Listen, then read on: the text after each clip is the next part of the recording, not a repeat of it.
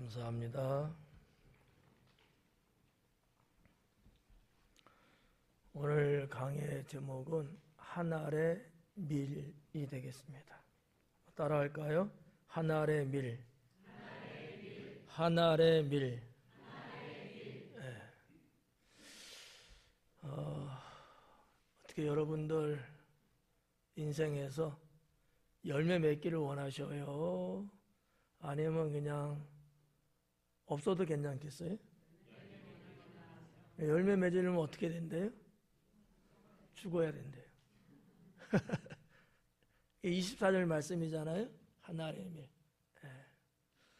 오늘 그러한 신앙을 갖고 말씀 경청하길 바랍니다. 12절부터 볼게요. 그 이튿날에는 명절에 온 큰 무리가 예수님께서 예루살렘으로 오신 것을 듣고 그래요. 그 이튿날에는 날짜를 말하고 있죠.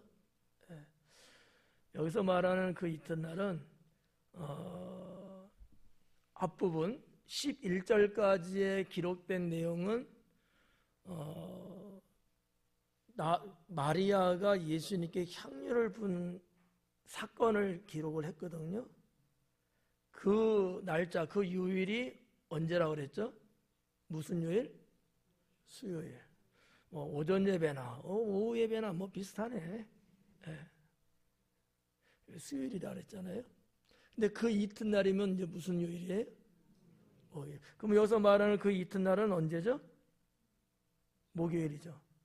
목요일이 아닌 거야. 그냥 읽으면 목요일인 거야. 왜냐하면 11절까지 쭉 나왔어. 그리고 12절에서 그 이튿날에는 했으니까 이튿날은 뭐예요? 다음 날이잖아요. 그럼 당연히 목요일이거든. 근데 여기서 말하는 이튿날은 그날이 아닌 거예요. 그건 뭐냐?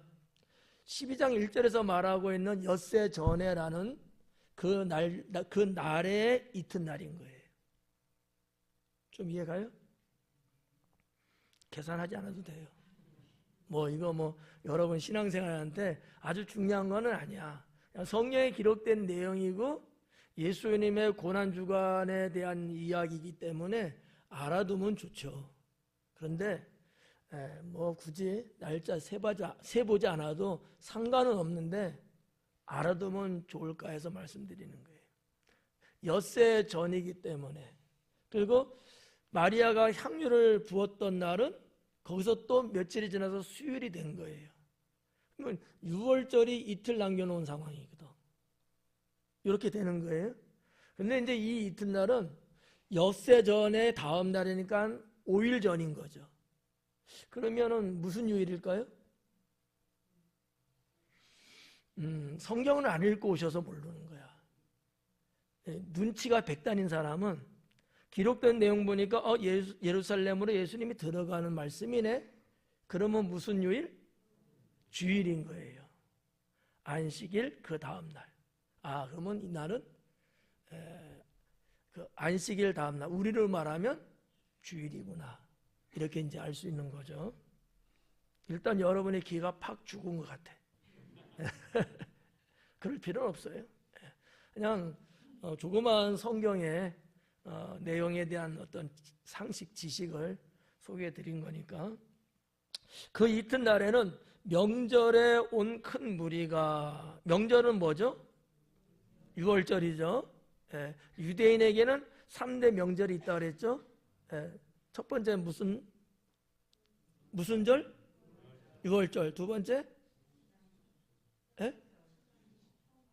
77절.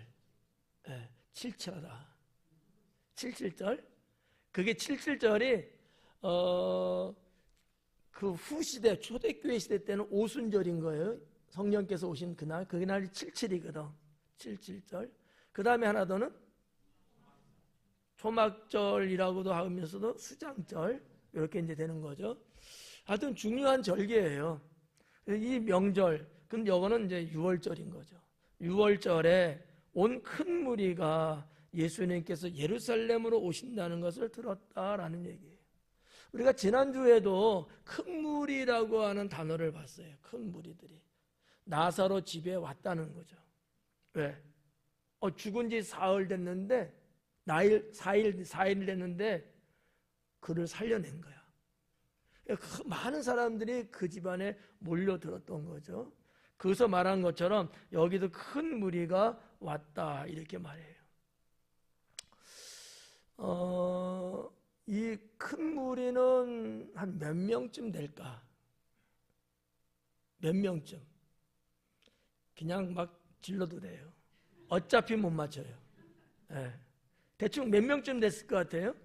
6월절 절기라고 지키려고 온 사람들 몇 명쯤 될까? 500명.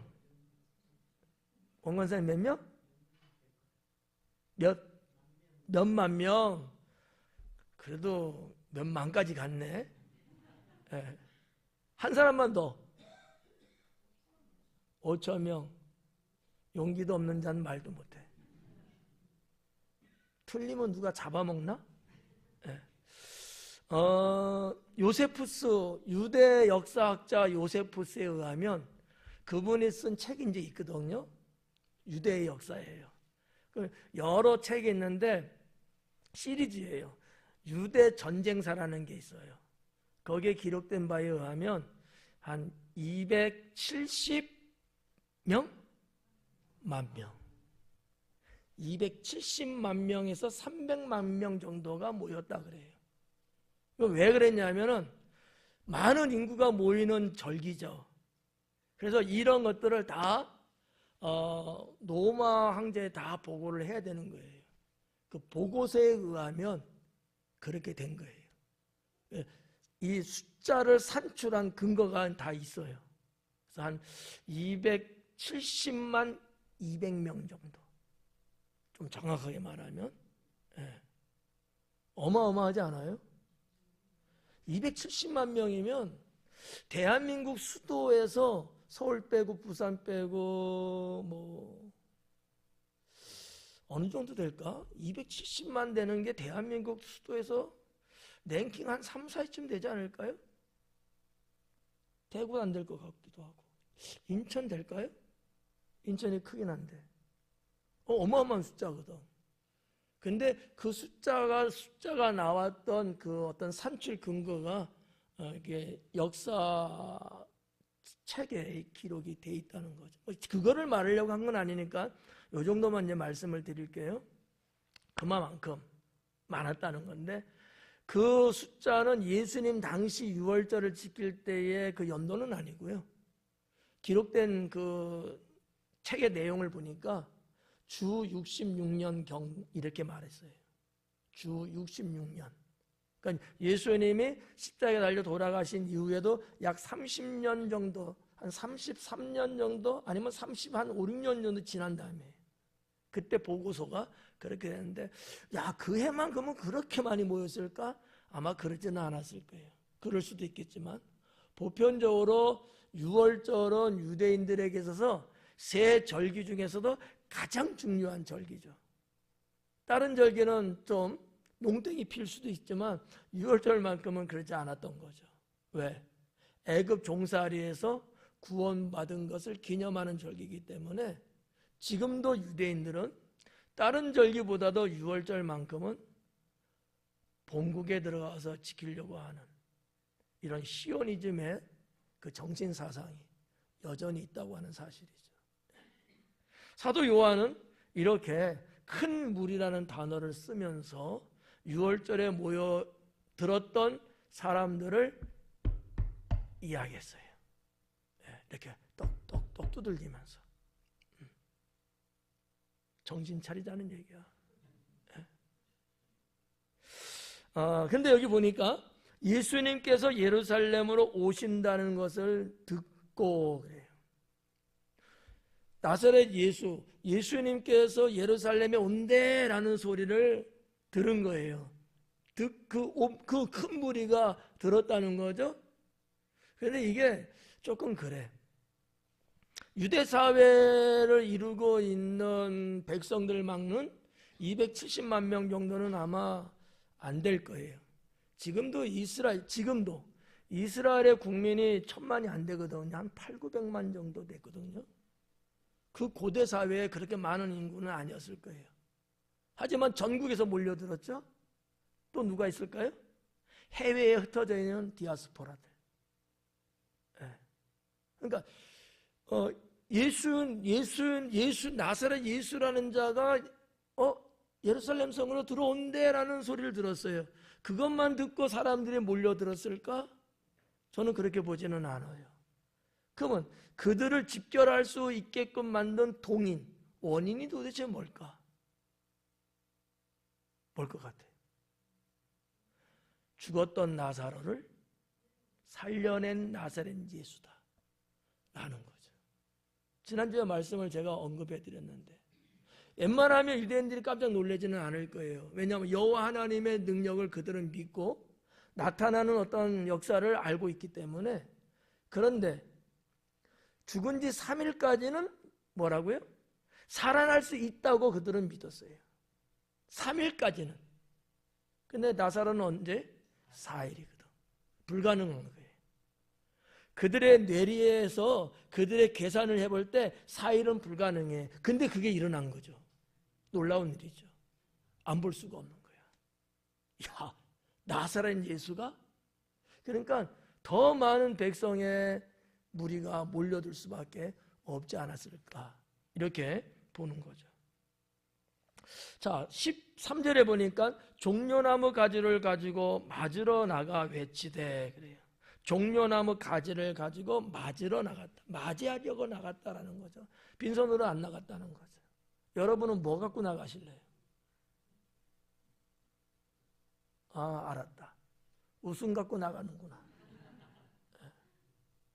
이 종려나무는 말이죠, 유대인들에게 있어서 종려나무는 상당한 상징성이 있습니다. 유대인들이 또 성경에서 말하는 종려나무는 의를 상징해요. 의로움. 하나님의 의로움을 상징하는 나무입니다. 아시겠죠? 이게 보통 나무가 아닌 거예요. 흔해 빠진 종려나무예요, 사실은. 그런데 하나님의 의를 상징하고요. 여러분이 알고 있는 성경에 나와 있는 종려나무 기억나는 거 있어요? 오늘따라 되게 힘들게 하네. 생각나는 게 없어요? 출애굽했을 때 홍해를 건너서 와갖고 종려나무 70주. 모르는 얘기구나. 네. 이스라엘 백성들이 홍해를 건너고 사막으로 들어왔는데 아주 떼약볕이잖아요. 햇볕을 피할 곳이 없었잖아요.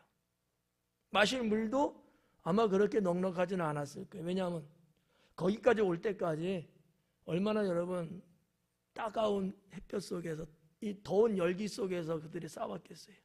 가지고 나온 물 같은 건 대충 다 먹었을 것 같아. 목도 타고 햇볕도 쬐고 살 수가 없어요. 그랬을 때 하나님이 종려나무 70주가 있는 그곳으로 인도하신 거예요. 그 장소가 어디라고요? 엘림. 네. 여러분들이 이렇게 쭉 보면은 좀 어떤 믿는 분들의 상호명 중에 엘림이라는 것을 좀 볼 수 있을런지 모르겠네. 시골은 안 봐도 도시는 좀 있어요. 엘림 이런 거. 그거 딱 보면 그게 생각이 나면 그분은 좀 성경 좀 그래도 거시기한 분. 전혀 생각이 안 나면 깡통인 거지. 엘림에 들어갔더니만 종려나무 70주가 오아시스를 이루고 있었던 거거든요. 물론 하나님께서 구름 기둥으로 더위를 막기는 하셨지만 그래도 이 따가움과 타오르는 목마름은 해결할 수가 없잖아요. 이런 어떤 성경의 역사, 종려나무는 그런 거예요. 근데 지금은 그런 얘기가 아니고 예수님 예루살렘 성에 입성하는데 백성들이 종려나무 가지를 가지고 맞으러 나갔다는 얘기거든요. 왜 그랬을까요? 성경에서 말하는 이 종려나무는 우리가 몇 가지 좀 볼 수 있는데, 하나는 레위기서에 기록된 바에 의하면 이 초막절에 종려나무 가지를 흔들라고 기록되어 있거든요. 그런 의미가 있고요. 그러니까 절기 때 사용되었던 나무였던 거죠. 또 하나는 승리를 찬양하고 또 축하한다고 해야 되나? 이럴 때 이 종려나무 가지로 그들은 흔들어 댔던 거죠. 이건 역사적인 얘기예요. 몇 주 전에 말씀드렸던 건데, 이스라엘 역사에 마카비라고 하는 게 있거든요. 하여튼 그냥만 듣기만 해요. 암기하려고 하지도 말고 그냥 있었어요. 근데 안티오쿠스 4세 때, 로마입니다. 안티오쿠스 4세 때 이스라엘을 엄청나게 핍박하고 억압했어요. 심지어는 예루살렘 성전을 더럽게 만들고요, 우상의 제단을 막 들여놓고요. 이거는 유대인에게 죽음보다 더 가혹한 행위거든요. 이거를 참지 못했어요. 참을 수가 없지. 그래가지고 봉기를 일으켰다고 제가 말씀드렸는데, 그래서 전쟁에서 이겼어요. 그래서 돌아올 때 예루살렘 전쟁에서 싸워서 백성들 앞에 탁 나타날 때 어떻게 들어왔냐면 군마를 타고 들어왔거든요. 휘황찬란하게. 얼마나 여러분 이 카퍼레드가 얼마나 대단했겠어요. 그렇지 않아요? 민족을 살린 전쟁에서 승리했거든. 더군다나 로마하고의 싸움에서 말이죠. 황제의 군대하고 싸워서 이겼단 말이에요. 대단한 거죠. 그때도 종려나무 가지를 백성들이 나와서 환호하고 흔들었다는 거죠. 이런 의미들이 있고요. 또 하나는 이 종려나무라고 하는 것은 유대인에게 있어서 상당히 국가를 상징하는 나무였습니다. 우리나라의 국목은 뭐예요? 나라의 나무, 소나무. 그럼 나라의 꽃은 뭐야? 이건 어떻게 이렇게 잘 알아? 그런 것처럼 종려나무는 유대인의 나무인 거예요. 상징이 엄청 크다는 얘기죠. 이런 게 종려나무라는 거예요. 그 종려나무의 가지를 가지고 맞으러 나갔다. 그러니까 이건 예사로운 건 아니에요. 승리도, 그죠? 승리도. 그러니까 왜 유대인들이 그 당시 예수님이 예루살렘 성에 들어올 때 왜 굳이 종려나무 가지를 갖고 나갔을까? 한번 여러분들이 한번 유추 한번 해봐요. 생각 한번 해봐요. 왜 그랬을 것 같아요, 구건사님? 시간이 많이 가고 있네요. 제가 말씀드렸잖아요, 힌트. 예수님이 예루살렘 성에 들어가는데 어떠한 분으로서 지금 예루살렘 성에 들어온다고 백성들은 생각했을까요? 그렇지. 모든 것을 이기고 우리의 왕으로 들어오는 예수님인 거예요. 이해가요? 그러니까 뭘 갖고 나가야 돼요? 종려나무 가지를 갖고 와야 돼. 왜? 역사 속에서 마카비 때도 그랬고 매번 전쟁 같은 것을 치러서 이긴 적은 없지만 마카비가 그때 승리하고 그의 직계로 가족으로 쭉 내면서 이 하스몬 왕조가 생겼거든요. 이 하스몬 왕조가 유대의 유대 나라를 다스리는 게 100년의 세월이 되거든요.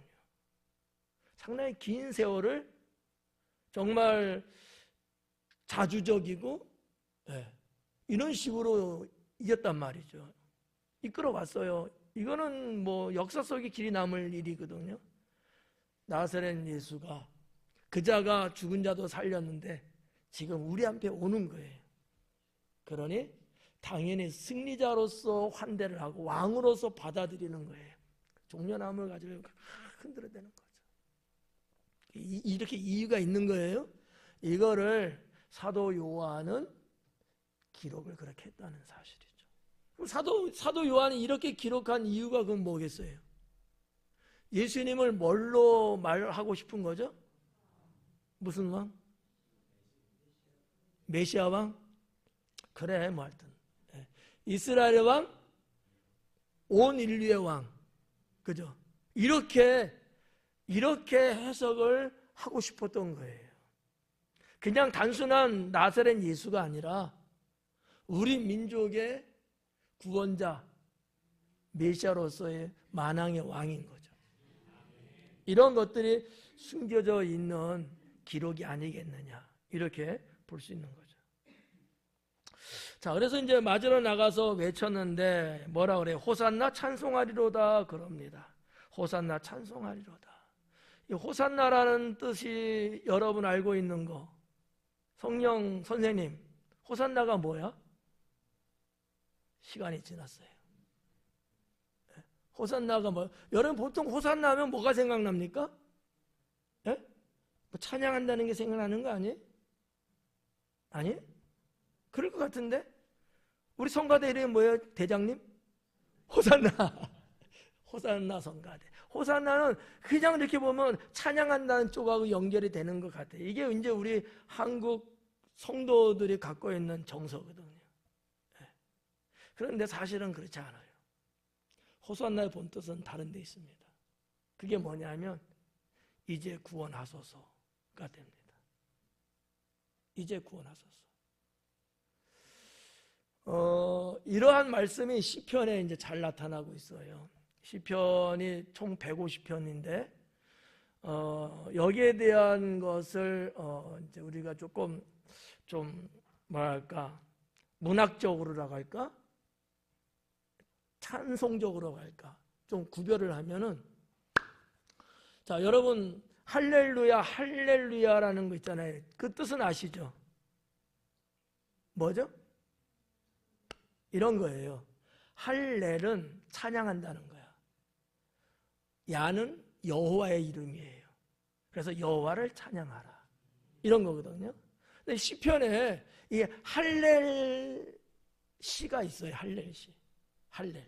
좀 어색하죠? 아니, 목사님 할렐은 끝까지 다 해야지. 그 할렐이 뭐예요? 할렐. 그러니까 시편에 보면은 할렐 시편이 있는데 이게 3가지 정도로 이렇게 나눠져 있거든요. 그 첫 번째가 뭐냐면 애굽 할렐이 있어요. 애굽 할렐. 찬양하는데 앞에 애굽이 붙었어요. 애굽. 그게 무슨 얘기냐면 애굽에서 구원하신 하나님을 찬양하는 의미에서 애굽 할렐이라고 이야기를 하는 거예요. 이게 이제 시편 학자들은 시편 113편서부터 118편까지라고 말하거든요. 저는 조금 더 넓게 111편부터. 이거는 제가 분류한 거예요, 그냥. 저보다는 그냥 학자들 말을 믿으세요. 근데 저는 이제 111편부터 그게 나타난다고 보는 거죠. 그게 이제 할렐, 시편의 애굽 할렐. 두 번째는 대할렐이라는 게 대할렐. 이상하죠, 또. 그죠? 할렐도 좀 이상인데 더 이상한 게 또 대할렐이야. 대할렐은 시편 136편이거든요. 딱 하나.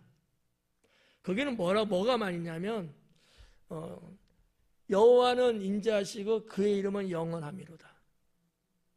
136편 보면 계속 말 끝에 영원함이로다. 영원하며 계속 나와요. 이게 대할렐이다라는 거죠. 세 번째 하나 남았어. 이거는 이제 할렐루야 할렐이에요. 좀 마음이 편해지죠. 할렐루야 할렐은 시편 146편부터 50편까지라고 학자들은 분류를 해요.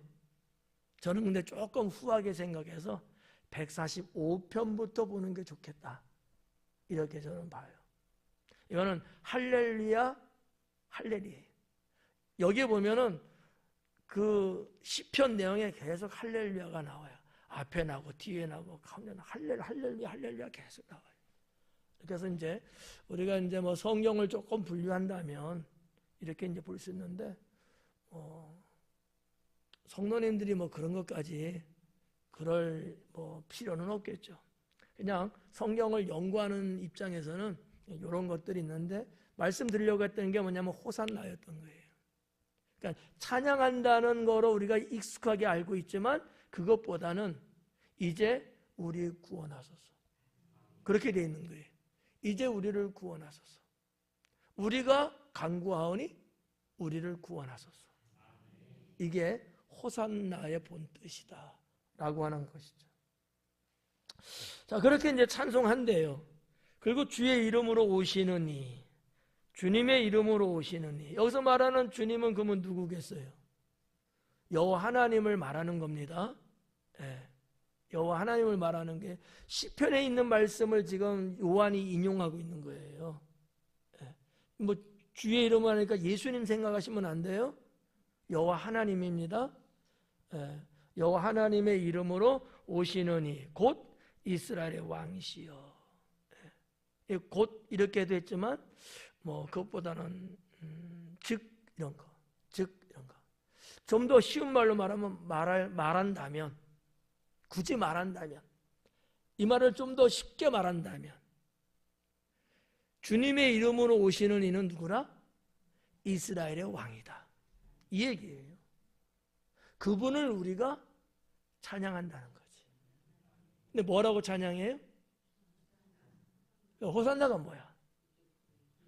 우리를 이제는 구원해 주세요. 이 구원을 놓고 찬양하고 있는 거야. 그러니까 어떻게 보면 예수님의 그 입성의 의미와 이 백성들이 부르짖고 있는 의미하고 어느 정도 맞아요. 그렇잖아요.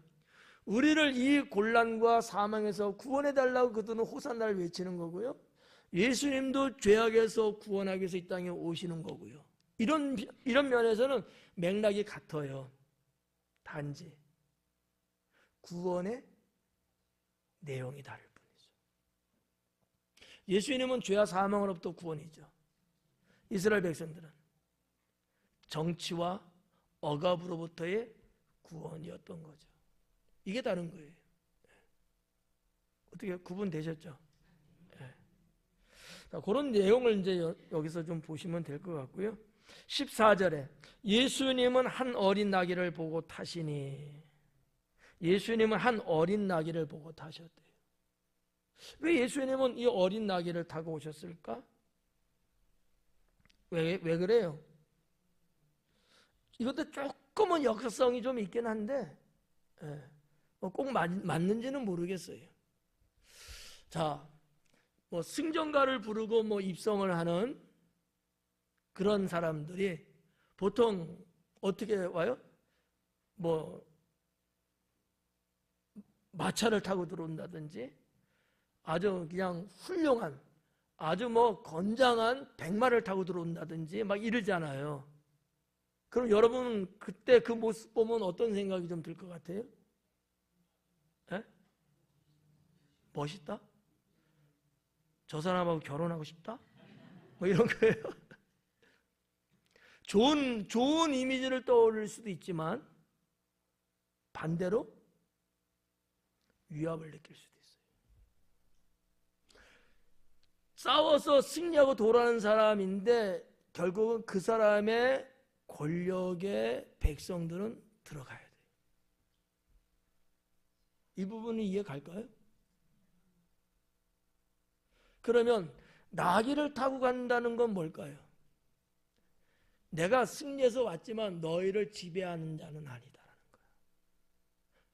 말을 타고 들어가는 것은 똑똑히 봐. 내가 너희를 다스릴 거야. 이러한 위압감이 풍겨요. 근데 나귀를 타고 들어가는 경우가 있었거든, 사실은. 역사적으로. 그 사람은 왜 그랬을까요? 나는 너희를 지배하러 온 자가 아니고 나는 너희를 섬기려고 나온 거야. 라는 메시지를 갖고서 나귀를 타고 들어가는 거지. 백성들이 볼 때요. 위압감 느낄까요? 안 느낄 거예요. 네, 느끼지 않거든요. 예수님이 그래서 그랬지는 않았지만 예언한 바에 의해서 예수님은 타신 거예요. 근데 역사적으로 보면 그렇다는 얘기죠. 네, 여러분은 군말을 타실래요? 나귀 새끼 타실래요? 정말이죠? 서명 날인해야 되는데. 그래야죠. 내가 얻은 어떠한 명성과 권세를 누구를 짓밟고 누구를 억압하고 끌려가면 안 되지 않느냐. 오히려 더 겸손하게 낮아지고 섬기려고 하는 이러한 마음과 자세가 우리 하나님 보시기에 딱 맞지 않을까라는 생각을 해봅니다. 자, 그래서 여기 이제 말씀해 보니까 이렇게 기록합니다. 15절에 이는 기록된 바 시온 따라 두려워하지 말라. 이는 기록된 바 그래요. 이 말을 조금 헬라 성경 원문 그대로 번역을 하면 이런 거예요. 그것이 기록된 것처럼. 그것이 기록된 것처럼. 그러니까 구약 성경에 이미 예언된 것처럼 예수님은 똑같이 예언하신 말씀에 똑같이 지금 들어보고 있다는 얘기예요. 사도 요한의 표현입니다. 지금 이해가시죠? 네. 기록된 것처럼 똑같이 지금 들어오는 거예요. 근데 뭐라 그래? 시온에 따라 두려워하지 말라. 시온은 예루살렘을 말하는 겁니다. 예루살렘의 딸들, 아들들은 어떡하지?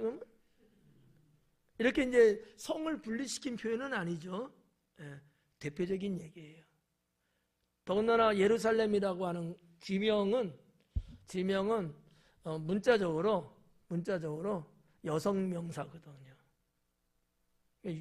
히브리어의 뭐 동네 이름이든지 땅이든지 뭐 이런 건 다 거의 다 여성 명사로 되어 있어요. 낳는다는 개념에 생산의 개념을 갖고서 어때요? 이제 봄철 됐네. 뭐 비도 왔겠다. 이제 또 모두 조금 있으면 또 심고 그럼 그것들을 자라나고 땅이 뭐 하고 있는 거예요 지금? 생산하고 있는 거야. 여성은 자녀를 낳잖아요. 이런 어떠한 학구적인 이런 어떤 의미적인 거 있어갖고 대체적으로 여성 명사를 씁니다. 그래서 이제 딸아 이렇게 이제 번역되기도 하고 딸을 말하는 거기도 해요. 근데 정말 딸만을 말한 건 아니고요. 그냥 넓은 의미에서 예루살렘 백성들아, 이스라엘 백성들아, 너희는 두려워하지 말라 이런 거죠. 이 말씀은 스가랴서 9장 9절에 있는 말씀, 예언된 말씀을 요한이 지금 인용하고 있는 거예요.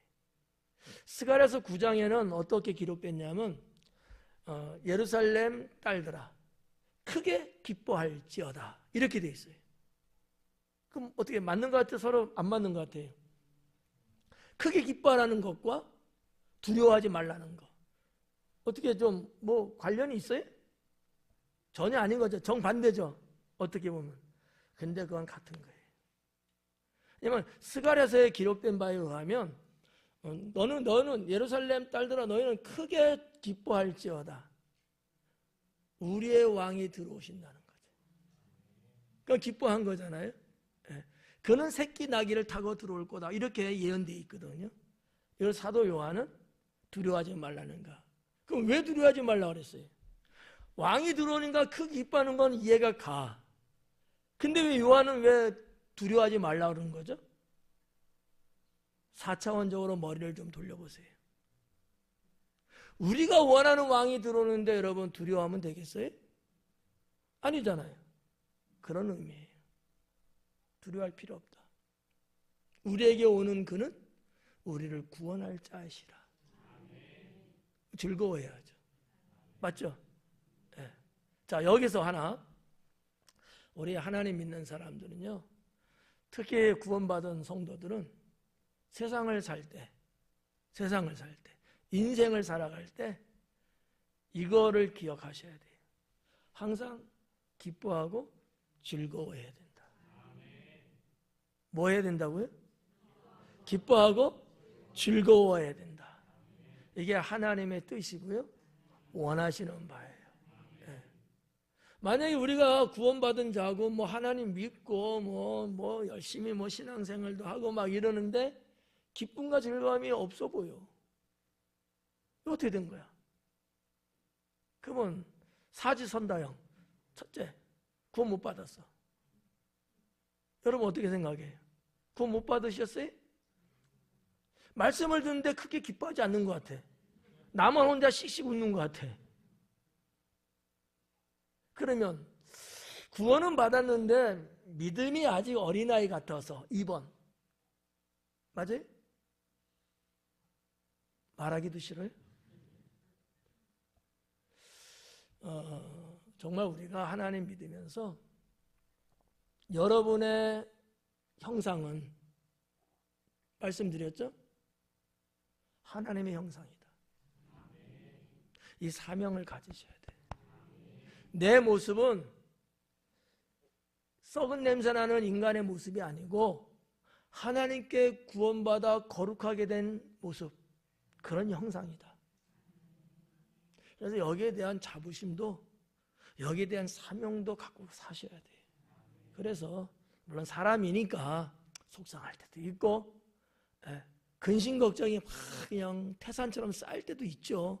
그런다 할지라도 기쁨과 즐거움을 놓치면 안 돼요. 그건 사탄이 좋아하거든. 내 감정을 그렇게 코너로 몰고요, 나로 하여금 그렇게 살게 하면요, 아무것도 안 돼요. 완전 넉다운이 돼버려요. 이건 주님이 원하지 않거든. 잘 알고 계시죠? 이건 사탄이 원하는 거예요. 그와 같은 나의 환경, 그와 같은 나의 인생의 조건들이 있지만 그걸 내가 내 안에서 역사하시는 주님과 함께 이겨낼 수 있어야 돼요. 네, 있어야 합니다. 저는 성경을 통해서 그런 부분들을 좀 여러분에게 말씀드리고 싶은 거죠. 시온에 따라 크게 기뻐할지어다. 걱정하지 마. 누가 함께 계시기 때문에? 하나님이 나와 함께 계시기 때문에. 네. 이런 신앙을 여기서 우리가 좀 갖자. 보라, 왕이 나귀 새끼를 타고 오신다 함과 같다. 자, 나귀 새끼입니다. 예언도 나귀 새끼입니다. 이 나귀가 상징하는 게 있어요. 평화거든요. 평화. 여러분이 알고 있는 평화의 상징은 뭐죠? 그렇죠. 네. 근데 성경으로 보면 아니에요. 나귀예요. 물론 비둘기 하면 여러분 어느 때를 생각나셔요? 비둘기. 네? 노아 방주 때지. 그죠? 방주 속에 있고, 뭐 비가 계속 150일 와갖고 그냥 다 물에 잠기고 무시 있나 없나를 보기 위해서 날려보내잖아요. 그 비둘기 생각나시잖아요. 네. 비둘기가 왔대요, 안 왔대요? 그건 모르겠고, 그죠? 살 수 있으니까, 무시 있으니까 안 돌아오잖아. 그 전에 보낸 까마귀인가? 걔는 돌아와. 왜? 앉을 곳이 없으니까. 비둘기는 다 좋아해. 그게 이제 보통 평화의 상징이라 우리가 보통 말하잖아요, 역사적으로. 근데 성경에서는 비둘기보다도 나귀가 상징하는 게 크다는 거지. 왜요? 메시아를 상징하고 있기 때문에. 메시아를. 그리고 그것은 겸손을 말하고 있어요. 겸손. 성도 여러분, 겸손합시다. 겸손해야 돼요. 겸손하지 못하고 교만하면 하나님이 물리친다 그러잖아요. 하나님은 겸손한 자를 찾으신대요. 네, 겸손한 자를. 그래서 이와 같은 여러 가지를 우리가 놓고 봤을 때 예수님은 평화를 갖고 이 땅에 오셨고요. 네, 겸손하게 오셨어요. 예수님이 하신 말씀을 여러분 한번 생각해 봐요. 나는 마음이 온유하고 겸손하니 내게로 오라. 수고하고 무거운 짐진 자들아 다 내게로 오라. 주님 앞에 가면 실족당하지도 않아요. 주님 자체가 겸손하잖아요. 누구를 해하지도 않고요. 속상하게 하지도 않아요. 오히려 치료가 되는 거죠. 겸손한 사람은 그렇더라고요. 겸손한 사람하고 어울리면 상처를 안 받아요. 교만한 사람하고 어울리면 상처받아요. 자기밖에 모르거든요. 겸손한 사람은 그러지 않아요. 언제나 남을 높여주고 배려하고. 겸손한 사람들 그렇더라고요. 그러니까 이러한 내용들을 우리가 보면서 나의 신앙을 한 번쯤 체크해 보는 것도 나쁘지 않습니다. 16절에 보니까 제자들은 처음에 이 일을 깨닫지 못하였다가 예수님께서 영광을 얻으신 후에야 이것이 예수님에 대하여 기록된 것임과 사람들이 예수님께 이같이 한 것임을 생각났더라. 설명하고 있는 겁니다. 사도 요한이 있었던 일을 설명해 주고 있는 거예요. 자, 여기 보면 제자들은 처음에 이 일을 깨닫지 못했대요. 아니, 왜 나귀 새끼를 타고 들어가? 이해할 수 없지. 제자들은 이해했을까요? 더더욱 못하죠. 여러분 같으면 어땠을 것 같아요? 이해 가요? 내가 3년 6개월 동안 예수님 수종 들고 예수님 하자는 다 따라다니면서 수발 들고 막 했는데 뭔가 좀 보상해 줘야 되는 거 아니야? 우리 선생님이 우리의 왕이 되시면 내가 장관쯤은 안 돼도 차관 정도는 주지 않을까? 뭐 이런 어떠한 정치적인 바람이 제자들에게 있었다는 거죠. 근데 뭘 타고 들어가요? 낙새끼를 타고 들어가는 거야. 미쳐버리는 거지. 이해할 수 없어요. 이해를 못 하겠는 거야. 100이면 100 다 군마를 타고 들어갔겠지. 다 퍼레이드 하듯이 빵빠를 울리면서 보라는 듯이 들어갔겠지. 그런데 우리 예수님은 그러질 않는 거예요. 초라하죠. 초라하죠. 여러분, 여담입니다만 터키 있잖아요. 지금 뭐라고 불러요? 트리키에. 왜 트리키라고 불러요? 왜 터키라는 말을 자기네 나라 말인데 왜 버렸어요? 창피한 거야, 터키라는 말이. 왜? 그 뜻이 뭐길래? 칠면조예요. 터키가 칠면조라는 뜻이거든. 그런데 발음상 이렇게 보면 철자가 터키나 트리키나 같아요. 여담이에요, 여담. 나귀새끼 타고 가는 게 얼마나 수치스럽다고 볼 수도 있잖아요. 아니, 뭔가 그럴싸할 것 같았는데 우리 선생님은 나귀새끼 타고 들어가는 거야. 좀 창피할 수도 있지. 제가 여러분 그렇게 가면 여러분 명함 내밀겠어요? 창피한데? 아닐 거 아니야. 이런 부분들. 그래서 이해를 못했다는 거예요. 그 당시는 이해를 못했다. 근데 뭐라 그래? 예수님께서 영광을 얻으신 후에는 깨닫게 된 거지. 영광을 얻은 후는 언제를 말하는 걸까요? 네? 영광을 얻은 후 언제? 이병철 장로님 언제? 성천. 내가 그 말 할 줄 알았다니까. 네. 틀린 것 같아요. 언제일 것 같아요? 아는 사람 아무도 없을 거예요. 예수님의 이 영광을 얻었다는 것은 언제냐? 죽으심이에요. 십자가의 죽으심. 자, 죄인을 구원하는 시작. 죄인이 구원받을 수 있는 첫 문은 무슨 사건일까요? 죄인이 구원받을 수 있는 첫 사건은 언제부터일까요? 예수님이 모든 죄를 담당하시고 십자가에서 죽으심이에요. 시간적으로 그래요. 그때 영광을 받으신다는 거죠. 우리 목사님이 저녁을 안 드셨나? 헛소리 하는 것 같기도 하고.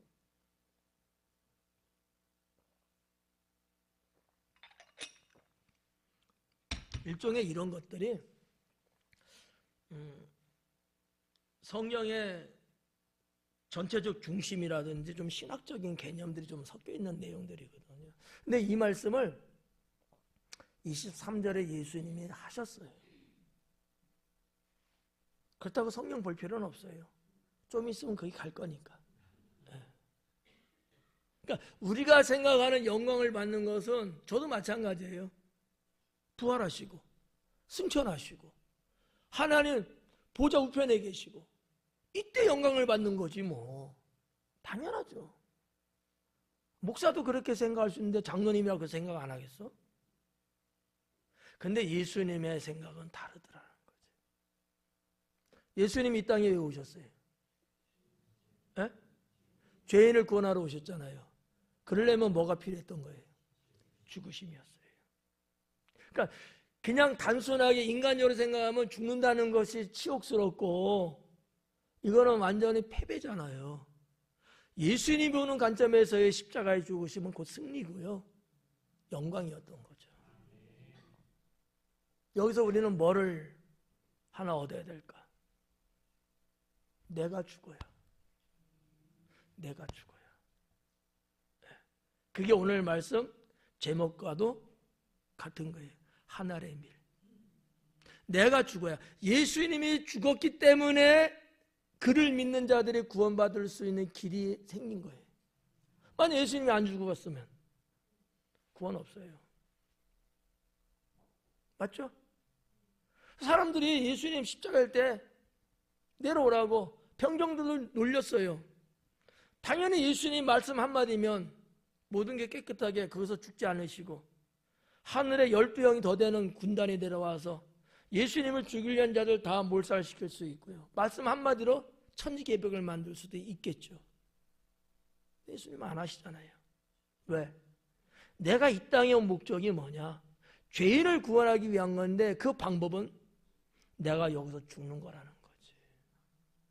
주님은 이미 사역하시는 내내 내가 죽는다는 거 알고 있어요? 모르고 있었어요? 알고 있었잖아요.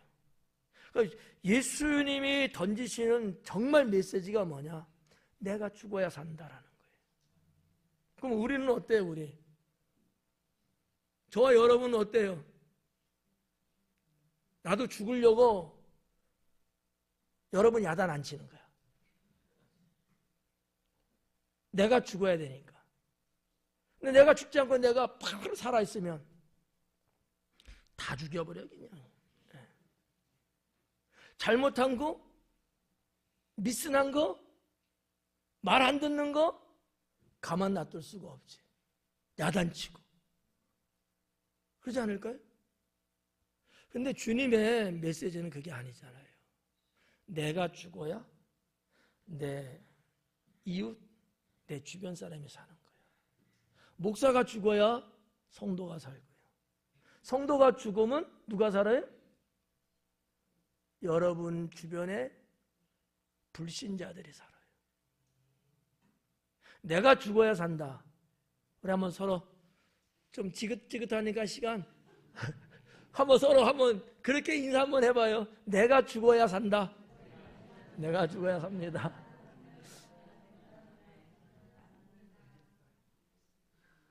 어때요? 맞죠? 네. 여러분요, 참 희한한 게 같이 어울리는 사람인데 조금 비리비리한 것 같이 자기를 좀 이렇게 낮추고 드러내지 않고 이런 사람이 여러분 볼 때는 어때요? 바보 같아요? 아니면 참 인격이 훌륭하시다 이렇게 생각해요. 근데 그런 사람이 있음으로 인해서 분쟁이 안 일어나는 거예요. 다 자기가 잘났다고 다 자기 큰 목소리 내고 이러면요, 화산 폭발하듯이 폭발하는 거거든요. 내가 죽어야 풀들도 살아날 수 있다. 내가 살아있으니까 지나가다가 꽃 이쁘다고 꽃 따잖아. 내가 살아있으니까 그냥 마구 짓밟잖아요. 근데 내가 죽으면 내 주변은 살아납니다. 저는 이 말씀 속에서 그 주님의 교훈을 좀 갖고 싶어요. 그래, 내가 죽자. 우리가 너무나 잘 알고 있는 거지만 다시 한번 내가 죽자. 뭐 그런 부분이죠. 예. 영광을 얻으신 후에야 이것이 예수님께 대하여 기록된 것임을 사람들이 예수님께 이같이 한 것임을 생각났다. 예. 그래서 우리가 이제 성경에 기록된 역사를 이렇게 보면은 예수님이 저 그냥 뭐 저 시골 뭐 나사렛 예수 뭐 하찮게 여겼던 당시의 사람들이었어요. 로마 군인들도 그렇고요, 뭐 유다 백성들도 대부분 그런 부류가 좀 많이 있었거든요. 그 저자 죽이면 끝난다고 봤잖아요. 대제사장과 바리새인들은. 저거 하나 죽여버리면 모든 게 다 조용해져. 이 사건 그냥 묻을 수 있어. 이렇게 생각들 했잖아요. 그 정말로 갈보리산 골고다 언덕에 예수님 십자가 못 박고 처형했어요. 처형할 때 어떤 일이 자연적으로 벌어졌어요? 자연현상에 땅이 진동하고, 그러니까 우리 의식으로 말하면 천둥 번개가 치고 하늘에 어둠으로 차고, 이런 어떠한 자연의 변화가 생겼잖아요. 이때 거기에 모여있던 백부장과 유대 사람들이 예수님께 대해서 한 고백이 하나 있어요. 뭐라 그랬을까요? 이는 참 하나님의 아들이다.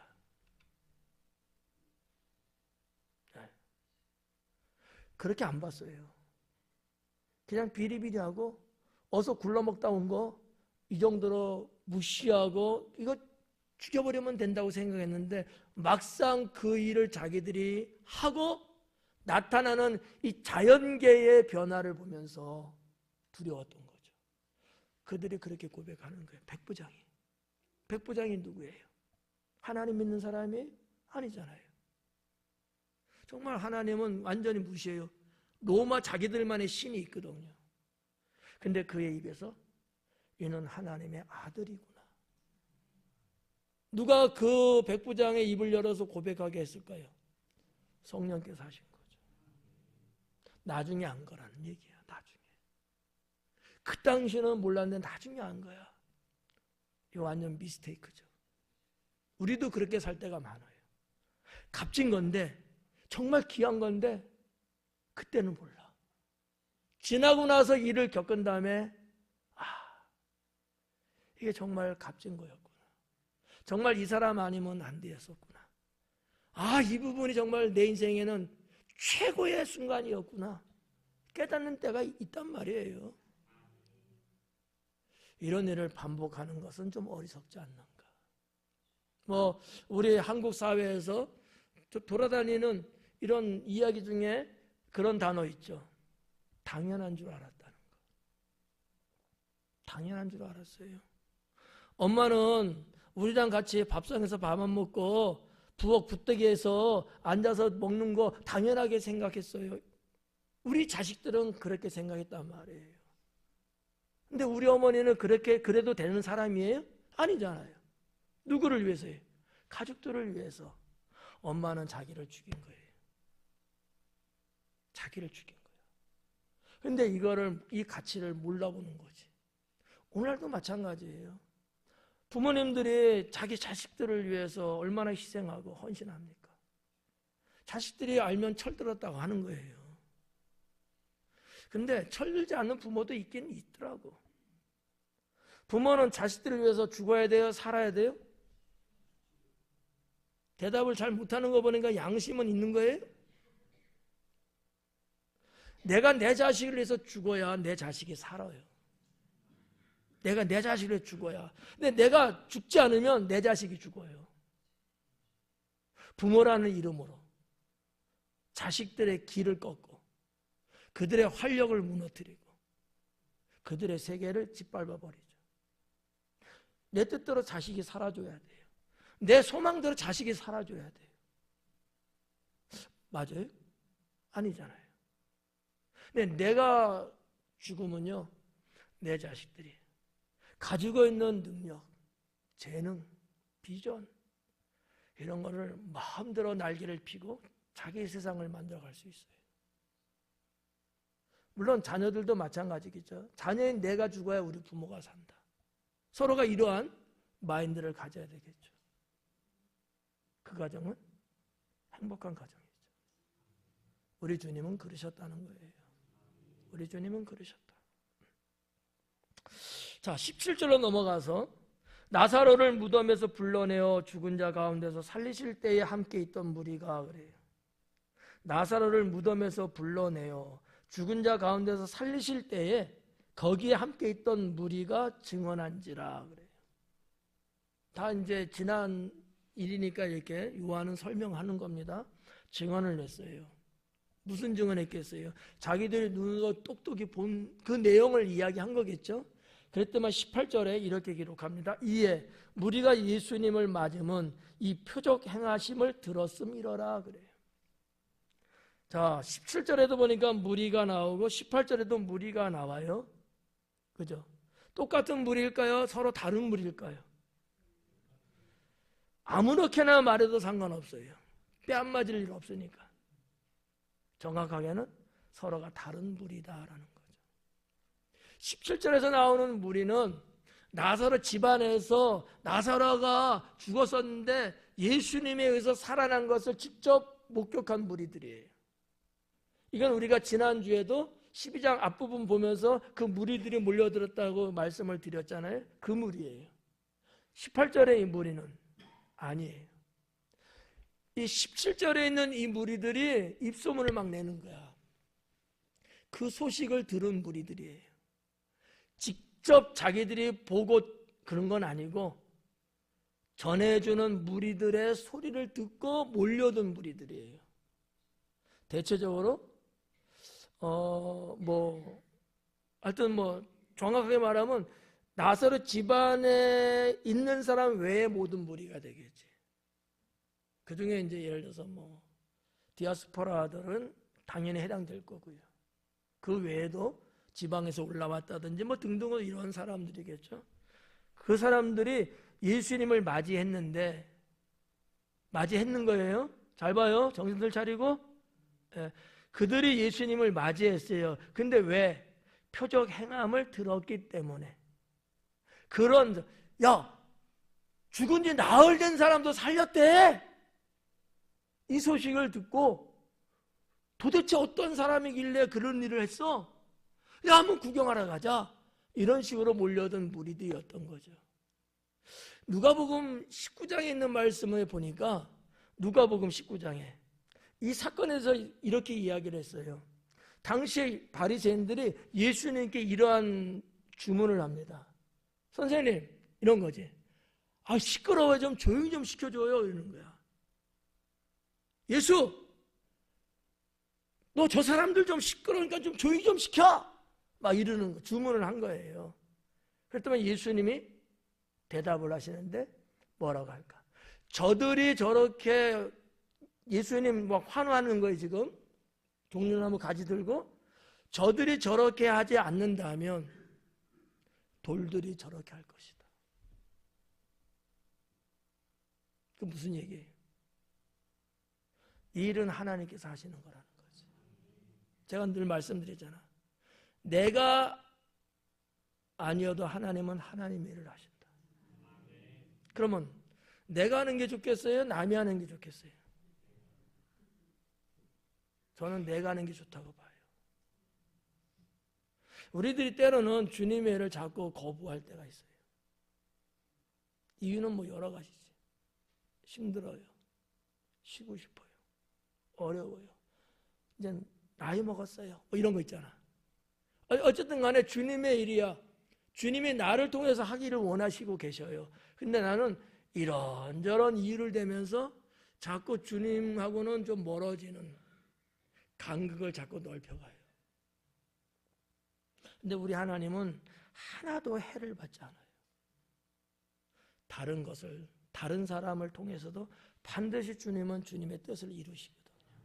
누가 손해일까요? 거부하고 물러나는 내가 손해인 거야. 그렇지 않을까요? 그래서 저는 이거지. 주님이 나를 쓰시겠다 할 때까지는 내가 감사히 내가 충성하면서 주님의 일꾼으로 사는 게 맞다. 그래야 된다는 거예요. 그래야 된다. 이 말씀은 예수님께서 일찍이 말씀 다 하셨던 내용들이거든요. 저 돌들로도 아브라함의 자손을 만들 수 있다는 거지. 진작 아브라함의 자손 바리새인 유대인들은 하나님 뜻에 어긋나는 죄악과 범죄 속에 살아요. 하나님은 너희들 아니어도 아브라함의 자손은 저 시냇가에 있는 돌들 갖고도 아브라함의 자손을 만들 수 있다. 이 얘기예요. 이 얘기 들었으면 어떻게 할까요? 정신 차려야죠. 그렇잖아요. 정신 차려야죠. 근데 유대인들은 정신을 못 차렸죠. 나를 부르시는 주님, 나를 쓰시겠다는 주님, 나와 함께 하겠다는 주님, 우리는요, 내가 뭐길래, 내가 뭐 이렇게 대단한 사람이길래, 여러 많은 사람에서 왜 나를 콕 찍으셨을까? 이거 생각하면요, 놀라운 일이 아닐까요? 네. 내가 할 수 없는 데까지 내가 주의 일에 내가 일꾼이 된다는 거, 정말 중요한 거다. 이거 하나가 우리의 인생을 바꿔놔요. 네. 이거 하나가. 저는 그렇게 믿어요. 옛날부터 나는 애들한테, 제자들한테는 그렇게 가르쳤고요, 성도들에게 그렇게 가르쳤어요. 그거 하나가 인생을 바꿀 수 있다. 이런 것들을 하찮게 여기면 안 된다. 아니 왜 다 있는데 왜 나냐고. 부정적인 사람은요, 왜 나냐고요, 쟤 있잖아 쟤, 이렇게 하고요. 긍정적인 믿음의 사람은요, 저를 택해 주셔서 감사합니다, 이렇게 보는 거죠.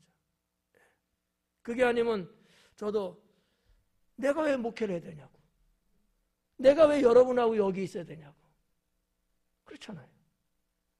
그러나 주께서 나에게 이 직무를 주셨기 때문에 주님이 걷어가기 전까지는 충성으로 하는 거예요.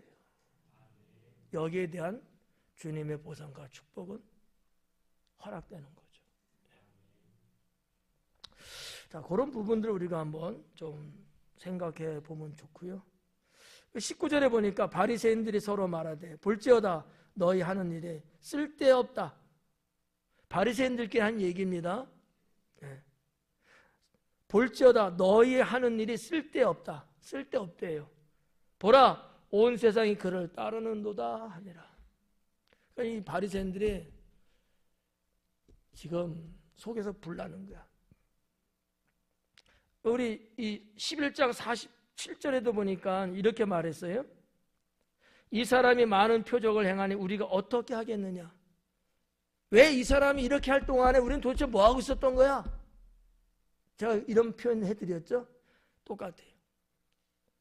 너희 하는 일이, 자기네끼리 하는 얘기예요. 야, 네가 지금까지 한다고 했는데 봐봐, 온 백성이 지금 나사렛 예수를 쫓고 있잖아. 이렇게 지금 말하는 거야. 한 게 뭐 있어? 뭘 했는데? 하면서 자기네끼리 지금 성토가 벌어지고 있는 거예요. 온 세상이 그를 따르는도다. 근데 이들의 이 표현 고백도 제가 볼 때는 성령께서 그들의 입을 열어서 말하게 하셨다라는 거죠. 말하게 하셨다. 예수님을 따르게 하는도다. 우리는 주님을 따르는 자들, 그런 자가 되어야 된다. 20절 말씀에 들어가면 명절에 예배하러 올라온 사람 중에 헬라인 몇이 있는데 그래요. 명절에 예배하러 올라온 사람 중에, 당연히 6월절이죠. 예배하러 올라왔대요. 이 올라왔다는 단어를 보니까 복수형을 썼고요. 미래형이 아니고 과거 분사적으로 쓰면서 글을 기록을 했어요. 무슨 얘기냐면 한 번 하고 끝나는 올라옴이 아니라는 거예요. 계속적으로 지속적으로 그들은 올라왔다는 얘기거든요. 누가? 헬라인 몇 사람이. 여기서 말하는 이 헬라인은 진짜 헬라인일 수 있고요, 헬라인은 아니지만 헬라어로 말을 하는 사람, 이렇게 볼 수 있어요. 왜냐하면 원어 성경에 보니까 헬레네스라는 단어로 기록이 돼 있거든요. 헬라 사람은 아니에요. 근데 헬라어를 잘 구사하는 사람이에요. 누굴까요? 제가 볼 땐 디아스포라입니다. 아니면 이방인이죠. 둘 중에 하나예요. 근데 상황으로 볼 때는 디아스포라가 맞아요. 그런데 23절에 예수님이 하신 말씀을 봐갖고는 이방인이 맞다고 저는 봐요. 이방인. 21절에 보니까 그들이 갈릴리 베세다 사람 빌립에게 가서 청하여 이르되 선생이여 우리가 예수를 배웠고자 하나이다. 이들이 제자들 앞에 왔어요. 빌립을 먼저 봤어요. 우리가 나사렛 예수라는 선생님을 우리가 좀 뵙고 싶습니다. 이렇게 이제 이야기를 하는 거예요. 근데 우리 성경에 보니까 뭐라고 기록됐어요? 누구라고 그래요? 선생님, 그죠? 선생이여 우리가 예수님. 여기서 말하는 선생은 누구예요 지금? 에? 빌립이에요. 예수님이 아니고 빌립에게 와서 선생이여 우리가 예수님을 배우고자 합니다. 빌립한테 선생이라는 거예요. 그런데 원어에는 선생 개념보다는 주여 이렇게 부른 거예요. 주여. 하나님의 놀라운 능력을 행했다는 이들, 그들이 보는 눈으로는 상당한, 주여라고 불러도 전혀 이상하지 않을 정도의 사람이라고 아마 봤던 것 같아요. 여러분, 사도 바울이 복음을 전하면서 복음 전하고 정말 하나님의 능력이 막 나타나니까 그들이 바울 보고 뭐라 그래요? 신이라고 불렀어요. 스스 허메라고 불렀거든요. 그랬더만 바울이 뭐라 해요? 난 아니다. 나는 너희와 똑같은 인간이다. 이렇게 이야기해요. 그렇게 부르지 마라. 베드로도 그런 사건이 있었거든요. 난 아니다. 근데 그렇게밖에 볼 수 없는 거예요. 우리 인간이 못하는 일을 하고 있잖아요. 그러니까 큐리해. 이렇게 부를 수밖에 없지 않았겠느냐. 이렇게 보는 거죠. 이런 여러 가지를 좀 정황을 봤을 때 디아스포라라고 말할 수도 있지만 제가 볼 때는 그것보다는 더 이방인인데 신앙이 있는 사람이다라는 거죠. 종교성이 있든지 이방인으로 살면서도 여호와 하나님을 믿는 그런 신앙인 말이죠. 예수님을 믿는 건 아니고요. 네. 그 말씀의 이유가 23절이라는 거예요. 자, 22절에는 빌립이 안드레에게 가서 말하고 안드레와 빌립이 예수님께 가서 엽주니 예수님 말씀하시기를 인자가 영광을 얻을 때가 왔도다. 제자들이 볼 때 우리 예수님 동문서답하시네. 봉창 두들기는 소리 하셔. 아니 지금 선생님 지금 만나겠다는 사람이 왔어요 하고 보고를 한 거잖아요. 그럼 여러분 같으면 뭐라 그래요? 그래? 들어오시라 그래? 이게 맞죠? 근데 예수는 그게 아니고 이제서야 인자가 영광 받을 때가 됐네? 이렇게 보신 거야. 제자가 그 말을 들었을 때 빌립과 안드레가 들었을 거 아닙니까? 멘붕이 오는 거지. 이게 무슨 말이지? 그들은 몰라요. 무슨 말인지. 네. 그러니까 아까 앞부분에서 말했지만 예수님은 이 땅에 죄인을 구원하러 오셨는데 그 구원을 시키는 방법론이 뭐예요? 내가 주는 거예요. 그래서 저들을 내가 구원시킬 수 있는데 저들이 구원받기 위해서 왔다는 거야. 이거를 영광으로 보신 거예요. 왜? 하나님의 뜻을 이루게 됐으니까. 이게 놀라운 거죠. 우리는 이런 부분들을 좀 파악하고 우리의 생활 속에서도 이런 일들이 있거든요. 하나님의 내가 하는 거, 내가 죽는 거, 내가 2% 부족하게 사는 거, 이게 남들이 볼 때는 좀 그렇게 보일지라도 그로 인해서 내가 어느 영혼을 내가 구원할 수 있다면, 나의 2% 부족한 모습을 보여주는 것 때문에 누군가를 주님께 내가 인도할 수만 있다면 2% 부족함 자체가 오히려 영광스러운 거죠. 세상 사람의 눈으로 보면 안 되고요. 주님의 눈으로 볼 때 그렇다는 얘기죠. 여러분이 예수님 믿고 신앙생활 쭉 하는데 누가 여러분의 뺨을 딱 때렸다고 쳐봐요. 어떻게 하실래요? 그걸 그냥 놔둬? 어때요? 그러나 내가 그러한 수모를 당할지라도 내 안에 있는 하나님의 형상의 모습을 내가 그대로 유지하면서 보여줄 수만 있다면 나를 때린 자에게는 복음이 될 수 있는 거거든요. 그게 하나님께 받은 영화로움이거든요. 영화로움. 이런 어떠한 담겨져 있는 그런 어떤 메시지가 요한을 통해서 주고 있는 게 아닐까라고 생각합니다. 자, 하여튼 뭐 그런 내용 여러분 보시고요. 24절에 내가 진실로 진실로 너희에게 이르노니 한 알의 밀이 땅에 떨어져 죽지 아니하면 한 알 그대로 있고 죽으면 많은 열매를 맺느니라 그래요. 너무나 뭐 잘 알고 있는 말씀이어서 딱히 제가 뭐 드릴 건 없을 것 같아요. 이게 무슨 말씀이 여러분들은 어느 정도 다 알고 계시는 거니까. 근데 예수님께서는 요한복음을 통해서 이 십자가의 죽으심에 대한 말씀을 한 건데 이 은유적인 말씀이에요. 여러분 다 알잖아요, 지금. 한 알의 밀이거든요. 누구를 말하는 거예요? 예수님 자신을 말하는 거잖아요. 땅에 떨어져 죽은 거, 내가 십자가에 죽는 거거든요. 그럼 많은 열매 맺어요. 온 인류를 구원할 수 있다는 거잖아요. 근데 내가 만약 죽지 않으면 한 알 그대로 있는다는 거야. 예수님이 이 땅에 오신 목적은 그게 아니잖아요. 은유적인 얘기예요. 이런 말씀을, 이런 유사한 말씀을 예수님은 요한복음 10장에서도 말씀했어요. 그래서 뭐라 했냐면 선한 목자의 얘기예요. 선한 목자는 제 양을 위해서 목숨을 버리나니. 그게 진짜 목자라는 거죠. 싹구는요, 양을 위해서 죽지 않아요. 선한 목자는요, 자기 양을 위해서는 자기 목숨도 아끼지 않는다는 거지. 이 말씀을 예수님이 하신 거예요. 너희가 봐라. 누가 선한 목자고 누가 싹구는지 보라는 거야. 하나님 나라 마찬가지예요. 우리 교회적으로도 마찬가지예요. 여러분 개인적으로도 마찬가지고요.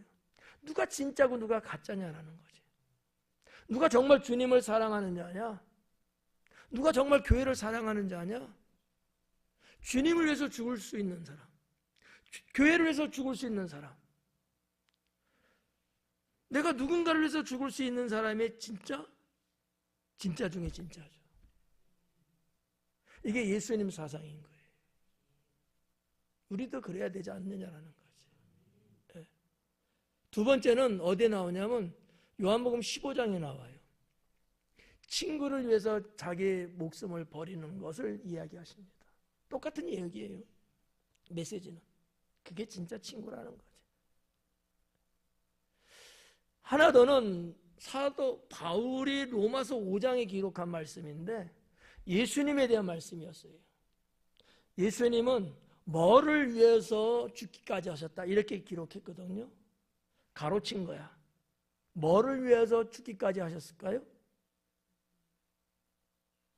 예, 제가 할게요. 경건치 않은 자를 위해서. 경건하지 않은 자를 위해서 주님은 죽으셨다라는 거지. 경건하지 않은 자가 누굴까요?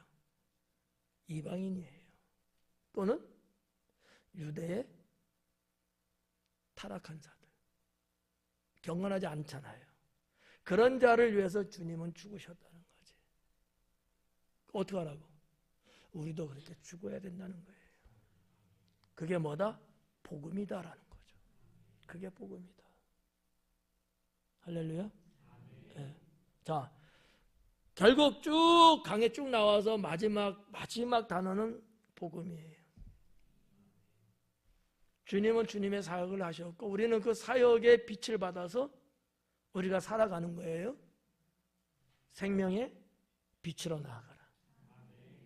그럴 때 복음이 돼요. 그래서 이 강해와 좀 연결을 여러분이 좀 시켜서 나는 어떻게 하나님을 믿어야 될까? 나는 어떤 인생을 사는 게 맞을까? 오늘 성경 말씀을 빗대서 깊이 한번 생각해 볼 수 있기를 바랍니다. 기도합니다.